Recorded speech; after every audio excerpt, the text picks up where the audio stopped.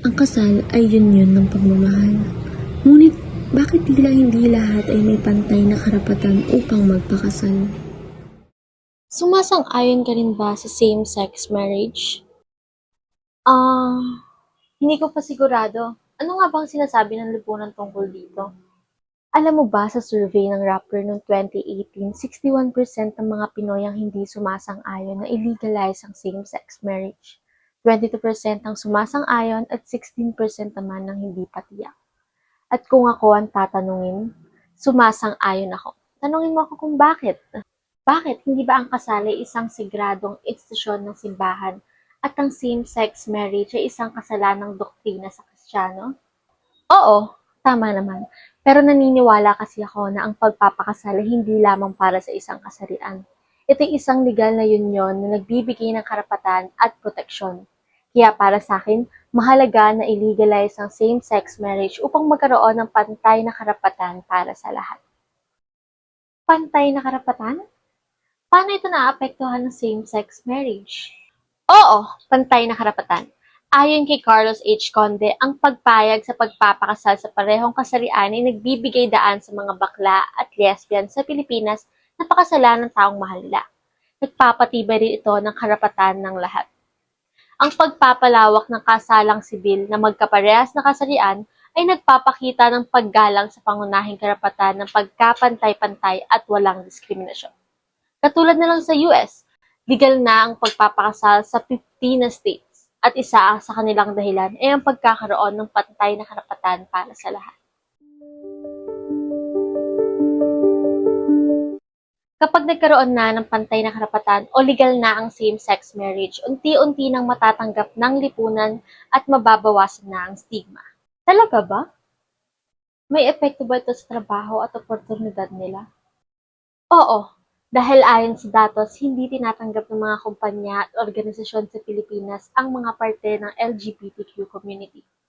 Ipinapakita sa pag-aaral na 70% lamang ng 100 kumpanya ang merong polisiya tungkol dito, at lahat ng mga ito ay BPO, BPS at foreign headquarter.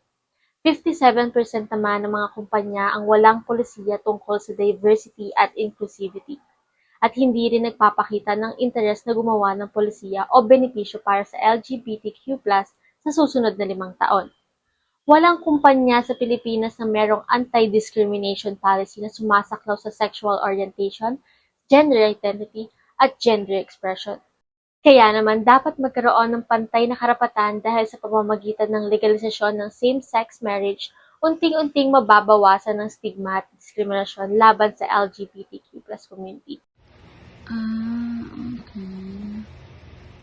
Ang pagtanggap ng lipunan ay nagdadala ng mas inklusibong komunidad.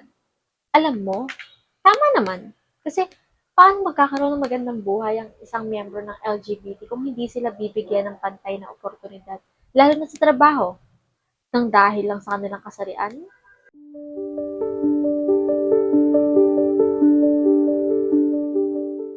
'Di ba, maaari rin itong makaapekto sa kanilang mental health. Kaya ang pangatlo kong dahilan kung bakit ako sumasang-ayon ay para sa ikabubuti ng mental health. Huh? Paano?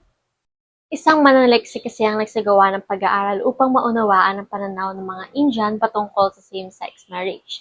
So 5,825 na sumagot, 93% ng mga sumagot ang naniniwalang na ang pag-legalize ng same-sex marriage ay makakabuti sa kalusugan ng isip. Kabilang na dito ang pagbaba ng anxiety, depression, at suicidal thoughts.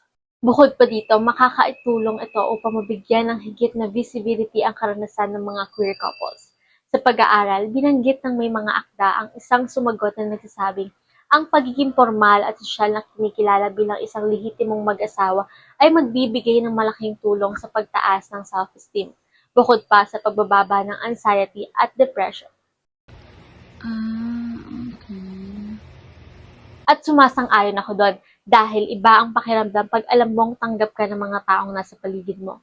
Kahit sinong tao pa yan, kahit parte pa ng LGBTQ+ community, may karapatan silang magmahal, makasama ang kanilang minamahal at magkaroon ng anak.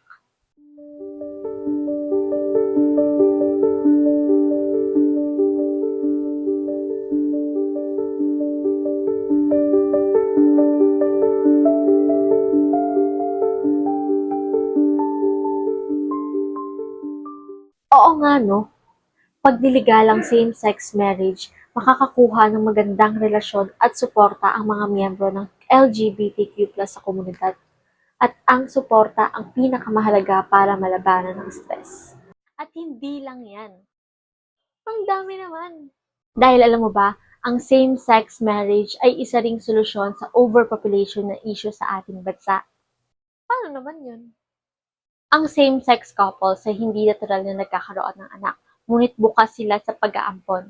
Sa ganitong paraan, natutulungan nilang bawasan ng overpopulation habang nagbibigay ng tahanan at oportunidad sa mga batang ulila o iniwan ng kanilang magulang. Sa mga bansang tulad ng Canada at Estados Unidos kung saan legal ang same-sex marriage, nakita ang mga positibong epekto nito, hindi lamang sa LGBTQ+ community, kundi pati na rin sa pagpapalakas ng adoption rate simula 4% hanggang 6%.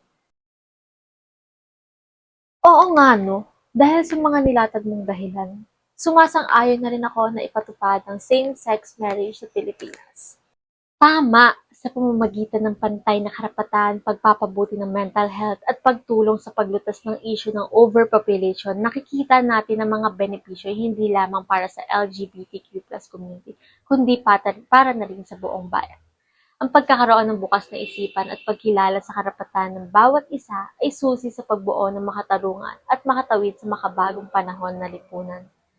Sa pagtataguyod ng pagmamahal at respeto, maaaring magbigyan ng pagkakataon ng bawat isa na mabuhay ng malaya at pantay.